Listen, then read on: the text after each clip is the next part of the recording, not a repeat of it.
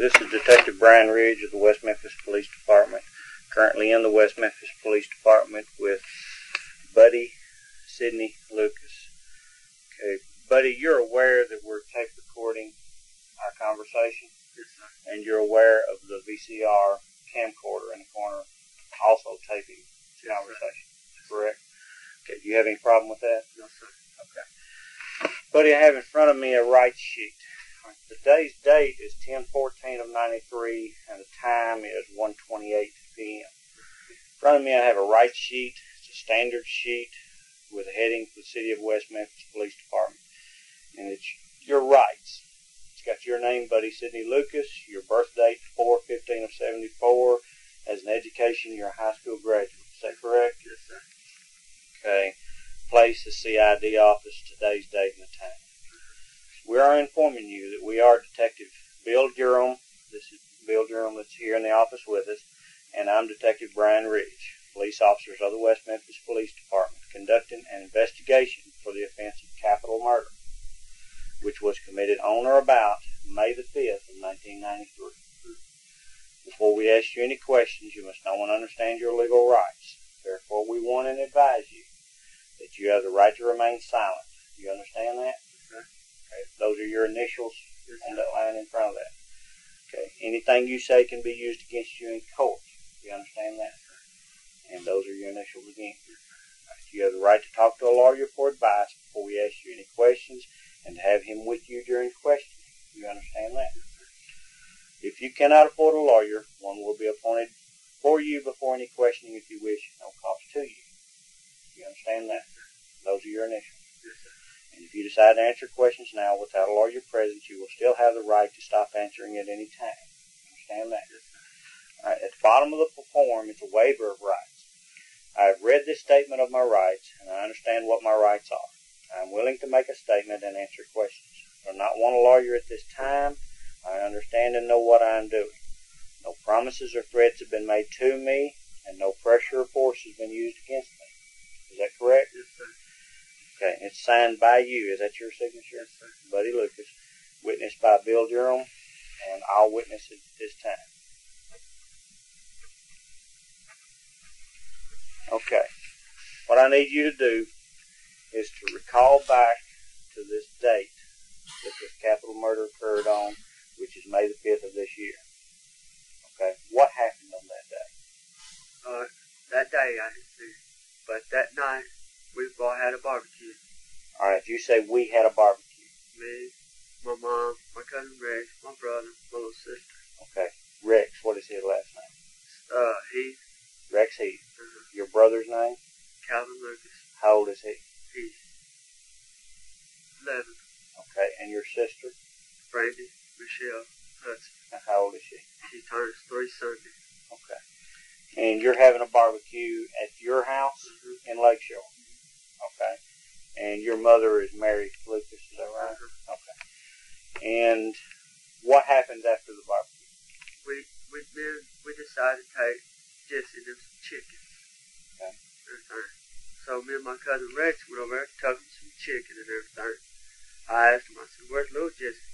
And everything. Big Jesse said that he went walking that way and everything, and he looked out the door and he was walking off with somebody else. Okay. Which way are you describing? Towards West Memphis. Okay. And Jesse They was walking out away. Howland's Trailer Park. Okay. Jesse and somebody that little Big Jesse didn't know? Is that right? Yes, sir. Okay. And okay, what happens right after that? So that we stayed there, talked to him for a while, everything. Then me and Rex, we decided we're gonna leave. We're gonna go back home and everything. Okay. We went home. We had us some supper and everything. Okay. What time was it when you got home? It was around 9. Okay. And you went ahead and ate some barbecue, or you ate? What did you eat for supper that night? Chicken. Okay. Did you leave some with Jesse Senior? Sir? Some barbecue? Did you leave some at Jesse's house for him to eat? Yes, sir. Okay. And Well, that's anything else happened that night? Did you get a phone call or anything like that from Jesse? No, sir. Okay. So, turn around. That next day, I went over there. I figured that he'd be home by now. To Jesse's house. What time was it you went to Jesse's house? It was that morning. Right after daylight, middle of the morning? It was daylight. Okay, give me an approximate time. I say 9. About 9 o'clock? Middle of the morning. Okay. So, I went there, everything. I knocked on the door about 3 or 4 times. He was still in bed. So, I got ready to leave. He opened the door. Okay, so was Big Jesse there? No, sir. He didn't work. Okay. So, I was going to go in. And Jesse said, no, man, let's stay out here on the porch and we'll talk and everything. Just talk. He didn't want you to leave? Sir? He didn't want you to leave right then. He wanted to talk? Yeah. Okay. So, what was the conversation? Well, we just been talking about some his friends, my friends, and other stuff that's going on. He started breaking out and sweating and everything. At that time, I didn't know he had anything to do with these kids. Okay, but tell me just that conversation, what happened in that conversation? We was talking about going over Bobby Dollar's wife's house to get my hair cut, because she cut little hair now and again. Okay. So I was going to go over there. I said, let's go over there and see about getting her to cut my hair. Went over there, she cut my hair. He sat there and played Nintendo with her little boys. Okay. And everything, because he cleaned up her house, watches her kids. For her. So we left. We went back to his house. I told him, I said, man, thanks for going over Bobby's wife with me and everything to get my hair cut. I'm going to holler at you later. He said, no, man, I got to tell you something. And he was breaking out in sweat. And I said, you said something about his eyes when we talked earlier. What was it about his eyes? They had water draining from them. He had been crying? Yeah, something like that. That's just what you thought? Did he tell you he'd been crying? Okay. So, what happened when he says he has to tell you something? So we sat there, and he said, man, me, Jason, and Daniel, we were walking last night in town, West Memphis. I said, why didn't y'all come by and get it? He said, well, we was in a hurry and everything. Go up there and come on back home. And I said, I understand. Now, since I found out, I'm kind of glad he didn't come by and get me. Okay. What did he tell you he did? He told me that he got into a fight. That's what he told me at first. Okay. I said, Xavier and Jason hit you? He said, yeah. So I said, well, did y'all hurt anybody? He said, yeah. I didn't think of them 8-year-old kids. So I turned around and come to find out that Jason, he was with Jason and Daniel when they sacrificed the little kids. And I was going to come and tell y'all. Okay. And he said, no, I'll do it. So he tells you he will come to the police. And that weekend, I came back over to my mom's and everything. I read about it in the paper and everything. Come to find out he did front himself, and he did do it. Because he told me he would. Okay. Did you call him when you read the thing in the paper? Did you call Jesse or talk to him again? Because he was already locked up when I heard about it on the paper. Okay. Because it had their picture on the front page. Okay. Thursday morning, after this Wednesday, you went to his house. And he tells you he's in some trouble. Is that what he told you? And what did he tell you he was in trouble over? That he said, we heard of a couple of boys that Jason and Daniel killed. Okay. I said, well, was you involved? He said, yeah. I said, what did you do? I finally got it talked out of him. What did he do? He said, I hit a couple of them back to head. Okay. And keep him from running and everything. That's what he told you? Yes, sir. And this is on Thursday morning? Okay. The 10 shoes he gave me. Did he give you some shoes on that Thursday morning? Okay. And describe to me how he gave you those shoes. he picked them up and started to hand them to me. And all of a sudden, he dropped them. He broke out in sweat and crying and everything else. He said, "Man, take your shoes. I don't want them no more." I said, "You should." Everything. I don't remember seeing the shoes at his house. I said, "Are they yours?" He said, "Yeah." So he said, "Take them. I don't want to see them no more." I said, "You sure you want me to take them?" He said, "Yeah." Everything. So, wasn't nothing on the shoes. Lieutenant Martin, you have a call in your office. Everything. So, turn around. I got the shoes, and I went home. Okay. Well, after you got the shoes, what did he say exactly to you about those shoes? That he didn't want to see them anymore. Okay. He didn't want to have nothing to do with the shoes. That's what he told you. Okay. Do you have those shoes? They're up there where I live in now. I give them to you as soon as I get there. That's in Earl. Okay. Describe those shoes for me. They're white. Got black soles on. Okay. And I think they're Converse. I'm not for sure. Like I told you, not for sure. Okay. And those shoes that he gave you, have you worn them since then? A couple times. And what were you doing when you wore them? I wore them at Riceville. Okay. So those 2 times you've worn them, you've had them pretty wet and muddy. Has anybody else worn them? Well, Robert, he got them on now. He has them on? Yeah, he asked me this morning if he wear them. I told him, yeah. Okay. I didn't think them shoes had nothing to do with it. Okay. But those are the shoes that Jesse gave you the day after the murders occurred in West Memphis. Okay. And he had told you that day, on that Thursday morning, that he and who had gone to West Memphis? Daniel and Jason. Okay. Did he tell you where they went? No, sir. He didn't tell you that. Okay. He told you he was in some trouble. Yes, sir. And did he say who he was in trouble with? But later on during the conversation, he tells you that he's going to tell the police what happened. Okay. Then, now it's almost a month before he gets arrested. You realize that? I know. Okay. During that month, did you talk to him again and asked him why he didn't tell the police? You didn't talk to him again? I went back. I didn't go back over my mom's because we was in the middle of harvesting that and trying to get our crops out, and I didn't have time. Okay. So you didn't come to the police either. Why did you not come to the police? I was afraid that y'all would lock me up for it, and I didn't have nothing to do with it. Okay. Then he said he would do it, and I was going to wait and see what he'd do. If he didn't, then I was going to tell y'all that he did it. But then about a month later, he did tell the police about it. Yes, sir. Okay. You've known Jesse for a long time. About a year. Okay.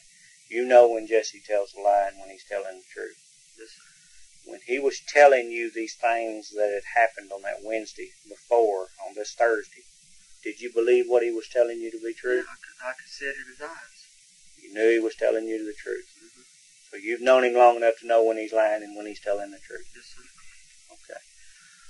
Okay.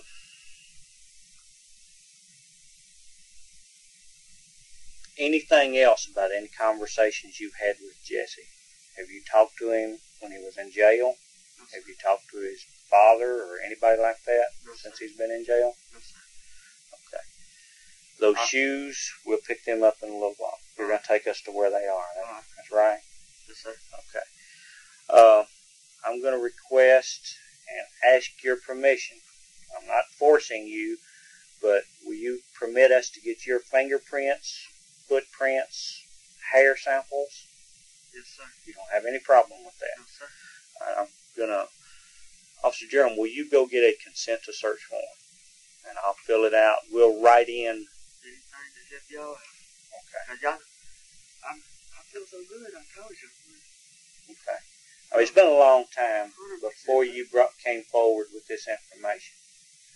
Were you just scared of us or scared you were hurting Jesse? What were you scared The of? reason I didn't come then before he told you everything, because I was afraid if I did, that he would have somebody hurt me. You were afraid Jesse would have somebody to hurt you? Yes, sir. You know a lot of people that I don't know. Okay. I'm afraid that he would have somebody to hurt me and everything. Did you know Jason? I talked to him a couple of times. But Damien, did you know him? Not ever since he picked me up off the ground by looking at me. I mean, I got scared of him. You're scared of Damien? Okay. Did you know that they had any part or any dealings in the satanic cult-like group? I knew Damien and Jason did because they looked like the type person, but Jesse, I didn't. I swear, I so did. It shocked me. Okay. I mean, you know, Mom, that day I heard about it, I came up over where she worked there, tears was out mine in her eyes, but she told me, she said, it'd be alright. Yeah. Everything. Okay. But the reason I didn't tell y'all before he did, because I'm afraid he has somebody to hurt me. Okay. So you're living away from here in Earl now, is that right? Yes, sir. But I'm not trying to run. Okay. What is the address over there where you live? I don't know.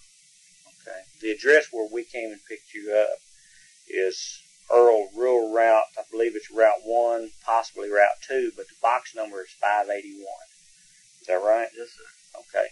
And what is the man's name that you're staying with? Freddie Wilson. Freddie? Mm-hmm. Okay. And who are you working for now? I work for Jim. It's a farm. Okay. Sometimes I forget his last name. Okay. I have in front of me a consent to search form. And what I'm going to do is today's date, 10/14/93. Time is 1:44 p.m. West Memphis Police Department.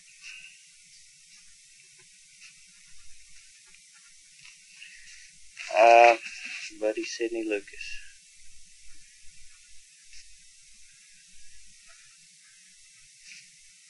I mean, I feel so good now y'all talk to me. Okay. You're going to authorize, having been informed of my constitutional right not to have a search made of the premises hereinafter mentioned without a search warrant, or of my right to refuse to consent to such a search. In other words, you don't have to let us have any of these samples. You don't have to let us search anywhere. You're volunteering to give us this information, these samples. Is that correct? Yes, sir. Okay. Hereby authorize, I'm Detective Brian Ridge. I ain't got nothing to hold back. Okay. And Detective Bill Durham. I just don't want to be brought into do with this. Okay. Of the West Memphis Police Department to conduct a complete search of my premises. I'm going to strike out premises right here, and I'm going to say body. Because what we're needing from you is your fingerprints, your hair, and I'm not certain right now, but I'm going to say your body. We may want a blood sample. Have you ever had blood drawn? You've been in the hospital before, so you have. Do you have any problem with that? We get a doctor to do it. You don't have any problem with giving us blood sample too? I mean, I don't like the needles. Okay.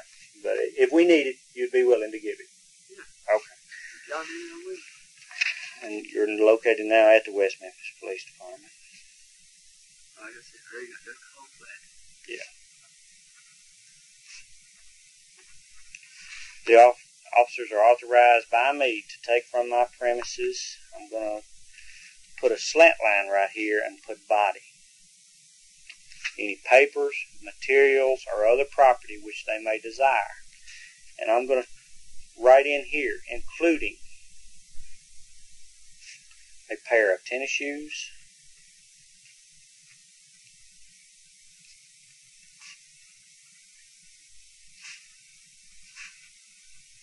hair samples, fingerprints,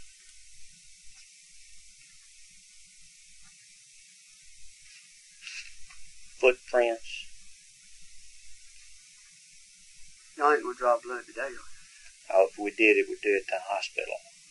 I'm going to have to find out, but I'm going to include it. All right. Okay. And blood sample.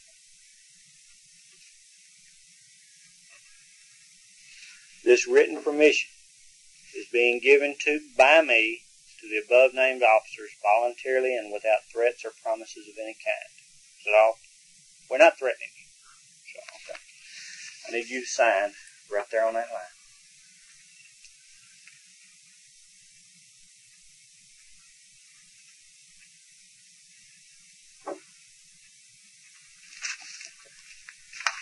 And I'll witness it. And ask Detective Durham to witness it also.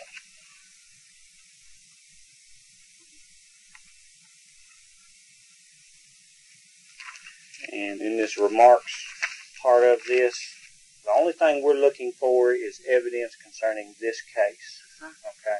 I'm going to put in remarks on this form our case number, which is 93050666. That's a case number that's assigned to this case. Okay. That's the only thing we're concerned with. Will be signed there tonight. Yeah. Sign right there to show that I added that Right one here? portion right here.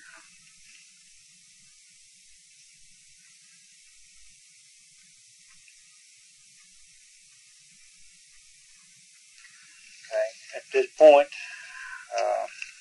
Officer Durham, can you think of anything else I need to include in this interview?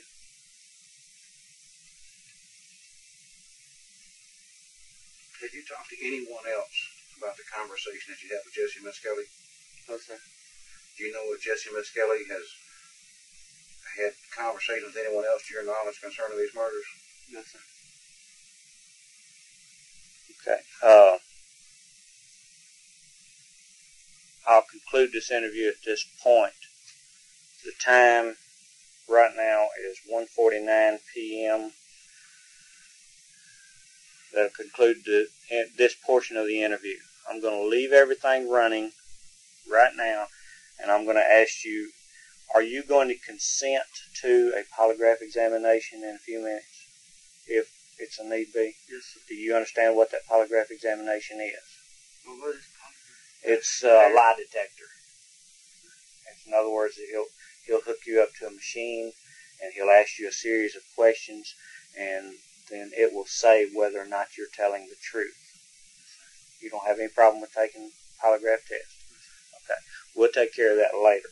I just want to make sure I got it on tape, but I separated this part of this conversation from the rest of the tape by ending the time a second ago. Okay. So again, I'm going to conclude this interview. The time is 1:50 p.m.